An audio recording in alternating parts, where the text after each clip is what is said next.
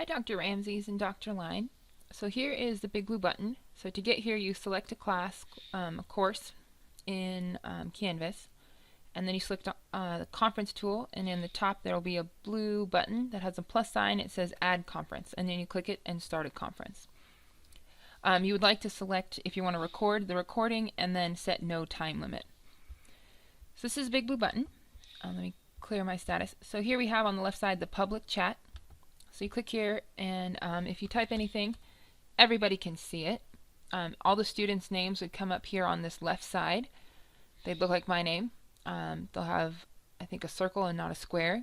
It notifies you if it's a TA, a professor, or a student.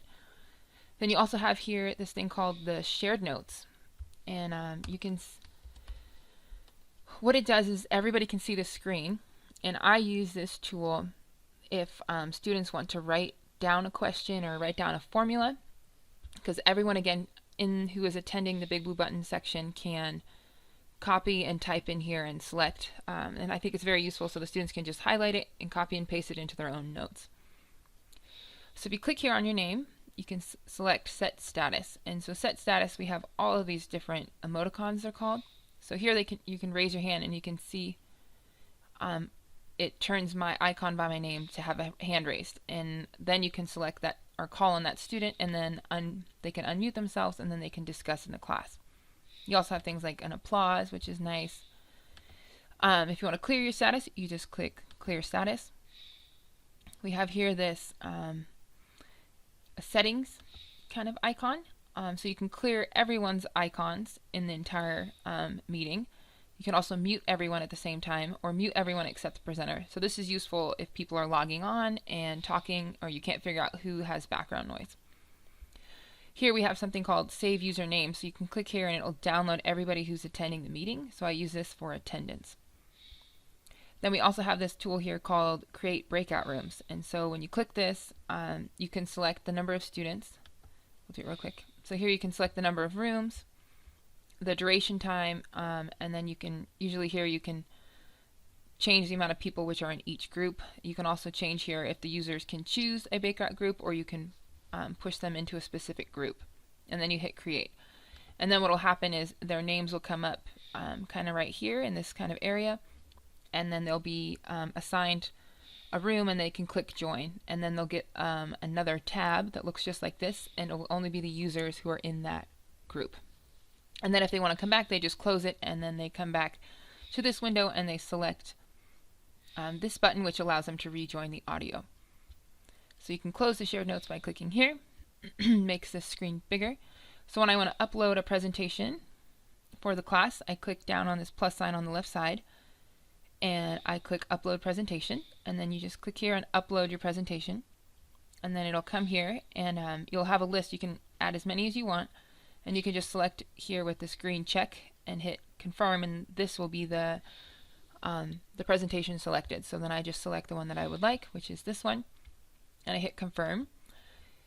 Usually they are all uploaded as PDFs, so I recommend that you create it into a PDF form prior to uploading it to the big blue button. It goes faster.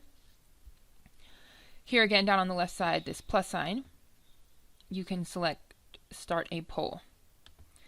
So when you start the poll, you can select yes or no, true, false, A, B, etc. So I would say I'd present a class like, do you understand this topic, or how many people have done this before? Yes or no. And then you would select here, and as more students complete the polling, their names will come down here, and you can see how many students selected yes and how many selected no, and their names. And then when you think everyone has had adequate time, you hit publish results, and the results will come down here on the right side. If you want to remove this from your screen, you just hit this little back undo button, and it undoes it.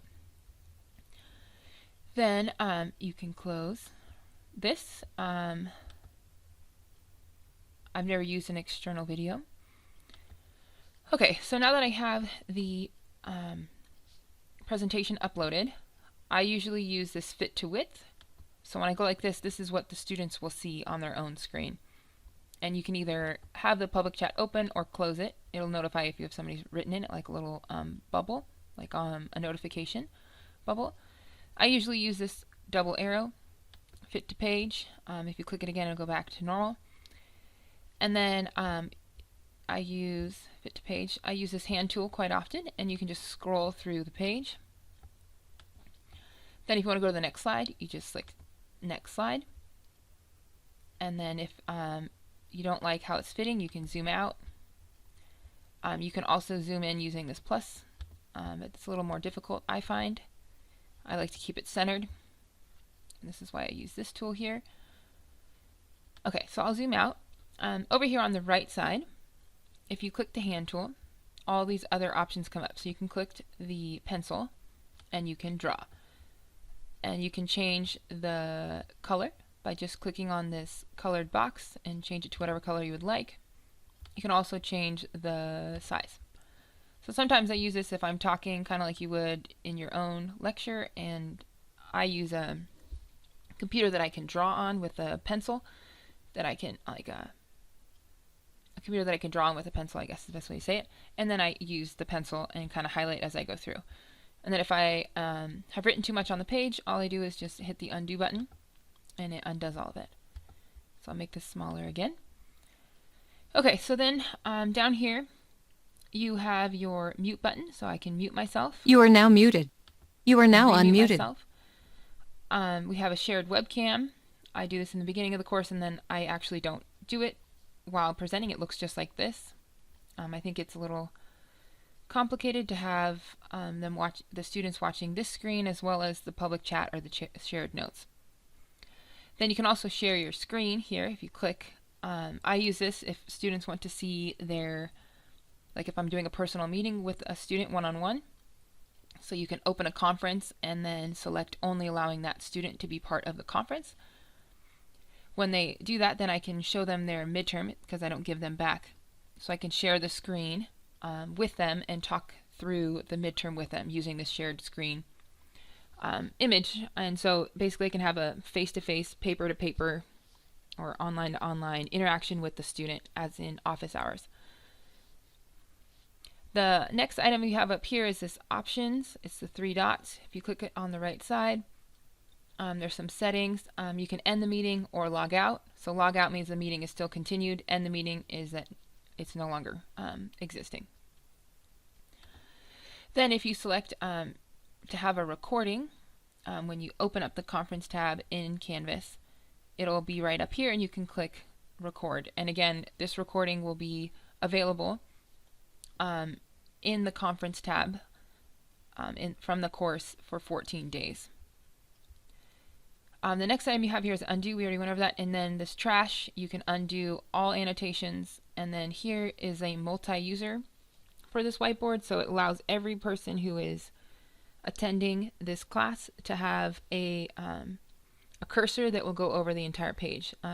I've had it crash the program before, so I don't really use it. I think it's easier to just select a student one at a time and make them a presenter. Okay, so now I'll go over a little bit of how I have decided to teach a class and the way that I found to be most effective. So let me go to a better example. So I have this pre-made. So here's a simple example. I'll pose a question and I have it typed out. So here's define IP administration. Then I look for here on the left side for students to raise their hands. And then I select them and they can talk through it or however they would like to discuss this administration. And then as both of you are probably well aware, certain questions over the years, students have different problems with a certain topic, and so this is one of them. And I find that they have an issue with understanding anatomy. So then what I have prepared is that my next slide is images of anatomy that I can zoom in myself and use the hand tool and scroll through and show them the different compartments of the body and then show them an image. I find this much easier than having to draw an image and describe it, and it's much quicker. And then here I have just a diagram, a flow chart of how a drug moves through the peritoneal cavity into the systemic circulation. And then if you want to highlight, I do it the same way I would if I was in front of a classroom. You can just highlight underneath. And then if you've drawn too much, like say you make an ugly drawing, you can just hit the undo button and remove it. Okay, so one more example. So if I'm going to have them draw, say, a plasma concentration versus time graph, or rank routes of administration, I have these, like the basis of what I'm trying to get them to draw already drawn, so it's neat. We have tried in the past to just hand draw everything, and I think it gets a little bit too crazy and it's hard to follow along. So this makes everything a lot more efficient. So here they can start, I ask for a volunteer, and then they can rank them very quickly. And then what I would do is take this image, I might circle and say, okay, take 5 or 10 minutes yourself. Once you've completed this diagram, give me a thumbs up or give me a smiley face. And that's how I track when everybody has actually completed, or how many people in the class are completing a question that I give them to do on their own. And I do this quite often. So I'd ask them again, here's a plasma concentration versus time graph. Please draw on your own the different routes of administration, how you think they would be drawn. And when you're done, please give me a thumbs up or a smiley face. And then I look over here on the left side and see how many of the students actually have completed it. And then depending on time, I will unmute myself and then ask for a volunteer.